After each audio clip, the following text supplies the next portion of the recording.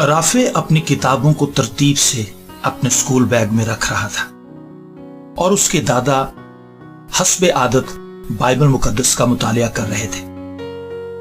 Rafe ने अचानक दादा से एक सवाल पूछ लिया।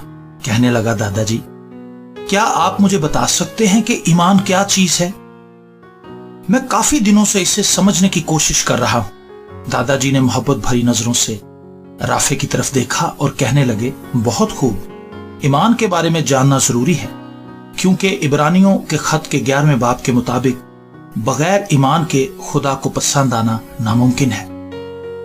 अगर इब्रानियों के खत के 11वें बाब की पहली आयत को पढ़ें तो वहां हमें ईमान की एक वाज़ेह तारीफ मिलती है। देखो, यहां लिखा है, अब ईमान उम्मीद की हुई चीजों का एतमाद और अनदेखी चीजों का सबूत है।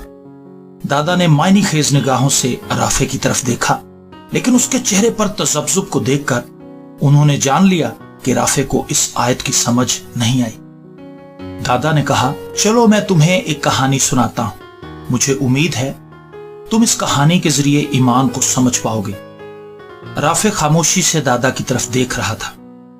कहते हैं किसी गांव में लंबे अरसे से बारिश नहीं हुई थी, इसलिए वहां की जमीनें बंजर हो चुकी थी।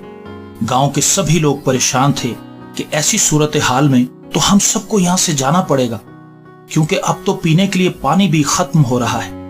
गांव के एक शख्स ने मशवरा दिया कि हमें गांव में इस बात का ऐलान करना चाहिए कि कल सब लोग बड़े मैदान में जमा होंगे और बारिश के लिए दुआ करेंगे। फिर क्या हुआ दादाजी? राफे ने मुतजस्सिस होकर पूछा। फिर यह हुआ कि गांव के सभी लोग अगले दिन बड़े मैदान में दुआ के लिए जमा हुए। लेकिन जानते हो, वहां एक छोटा बच्चा भी था, तुम्हारी तरह का। वो अपने साथ छोटी सी छतरी लेकर आया था, क्योंकि वो ये जानता था कि सब लोग दुआ करेंगे और बारिश होगी, और जब बारिश होगी तो उसके कपड़े भीग जाएंगे और उसे भीगे हुए कपड़े पसंद नहीं थे। समझ आई तुम्हें कि ईमान किसे कहते हैं? जो चीजें हम अपनी जिस्मानी आंखों से नहीं देख सकते, वो हमें ईमान की आंखों से साफ नजर आती है।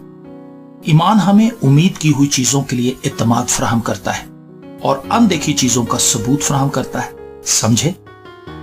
जी हाँ दादाजी, जैसे इम्तिहानों के बाद मैं ईमान रखता हूं कि मैं अगली क्लास में चला जाऊंगा, हालांकि अभी रिजल्ट भी नहीं आया होता। बिल्कुल ठीक, तुम वाकई समझ गए, शाबाश। याद रखना, ईमान सुनने से पैदा होता है और सुनना मसीह के कलाम से। वो लोग जो खुदा का कलाम दिल से पढ़ते और सुनते हैं, वो ईमान से भरे रहते हैं और खुदा उनकी जिंदगी में अपने जलाली कामों को कसरत से जाहिर करता है। मेरी दुआ है कि तुम ईमान से भरे रहो और अपनी सारी जिंदगी खुदा के साथ वफादार रहो। राफे के चेहरे से खुशी छलक रही थी। उसने दादा का शुक्रिया अदा किया और ट्यूशन पढ़ने चला गया।